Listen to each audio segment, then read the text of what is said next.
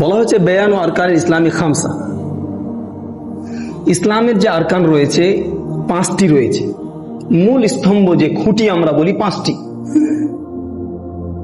তার মধ্যে যেটা প্রথম রয়েছে সেটা হচ্ছে কালিমা লা ইলাহা ইল্লাল্লাহ। খুবই গুরুত্বপূর্ণ। এই কালিমার আবার 2টা পার্ট রয়েছে, একটা হচ্ছে লা ইলাহা ইল্লাল্লাহ। লা ইলাহা যে ইল্লাল্লাহ বলছি, এর যে 2টি পার্ট, 2টা জুজ রয়েছে, একটা হচ্ছে লা ইলাহা, অপরটি হচ্ছে ইল্লাল্লাহ।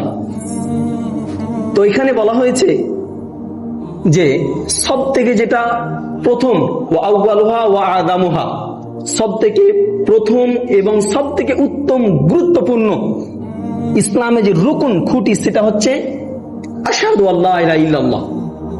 এই কথার সাক্ষ্য দেওয়া যে আল্লাহ ছাড়া কোনো ইলাহ নেই, আর ওয়া আন্না মুহাম্মাদান আবদুহু ওয়া রাসূলুহু, এবং মুহাম্মদ আল্লাহর বান্দা এবং রাসূল সাল্লাল্লাহু আলাইহি ওয়াসাল্লাম।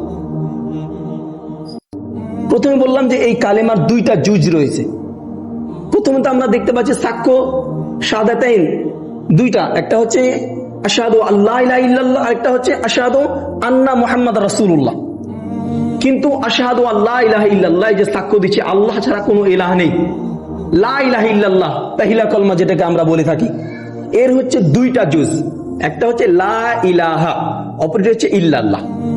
লা ইলাহা বলা হচ্ছে লা ইলাহা বিহাক্কিন ইল্লাল্লাহ। আমরা তো অহরহ দেখতে পাই যাদেরকে এলাহ বলে মানে অনেকেই, পাথর পূজা, গাছ পূজা, কবর পূজা, একাধিক আমরা দেখতে পাই।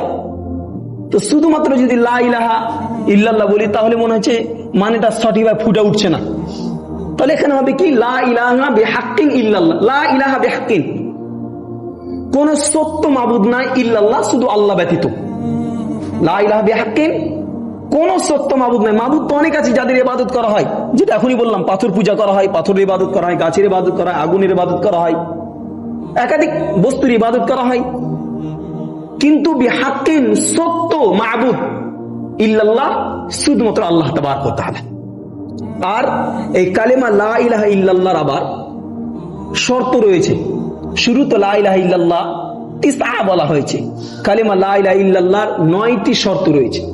এই শর্ত সাপেক্ষে যদি আমরা বলি আশহাদু আল্লা ইলাহা ইল্লাল্লাহ, শর্তগুলো জেনে, এর মানেগুলো জেনে, তাহলে আমাদের হবে শাহাদাত।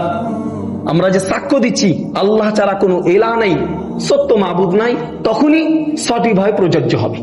আগামী আলোচনা আমরা জানবো ইনশাআল্লাহ তাআলা যে কালেমা লা ইলাহা ইল্লাল্লাহর শর্তগুলো কি। আল্লাহ তাআলা কাছে দোয়া করি, হে আল্লাহ, আমরা যাতে করে এই কালেমা লা ইলাহা ইল্লাল্লাহর যে 2টা জুজ, একটা হচ্ছে নাফি লা ইলাহা ইল্লাল্লাহ বিহাক্কিন, কোনো মাবুদ নাই, সমস্ত মাবুদকে আমরা কেটে দিলাম, বাতিল করে দিলাম, নাফি করলাম সমস্ত মাবুদের, ইল্লাল্লাহ অপরটি হচ্ছে মুসবাত, মানে আল্লাহরই একত্ববাদ, আল্লাহরই মাবুদ এবং আল্লাহই ইবাদতের হকদার, এটা আমরা স্বীকার করলাম। এই কালেমা লা ইলাহা ইল্লাল্লাহর যে প্রথম 2টা জুজ, প্রত্যেক 2টারই উপরে আমরা শাহাদাত দিলাম, সাক্ষ্য দিলাম। আমরা প্রত্যেকেই এই কালেমার শর্তগুলো ইনশাআল্লাহ আগামীতে জানবো এবং এর শর্ত এবং মানে জেনে এর উপর আমল করার চেষ্টা করবো। পরে আমিন। আসসালামু আলাইকুম।